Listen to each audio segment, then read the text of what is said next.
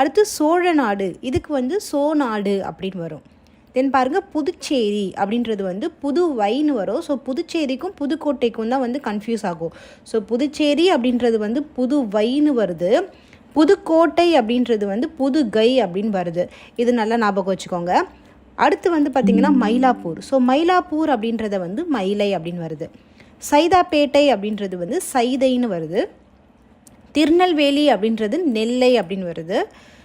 அப்புறம் தஞ்சாவூர் அப்படின்றது வந்து தஞ்சை அப்படின்னு வருது. அடுத்து நாகப்பட்டினம் அப்படின்றது நாகைன்னு வருது.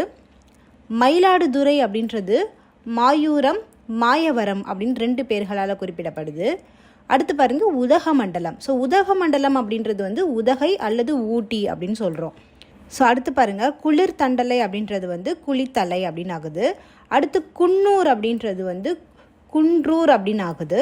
தென் அதுக்கப்புறம் பாருங்கள் வண்ணாரப்பேட்டை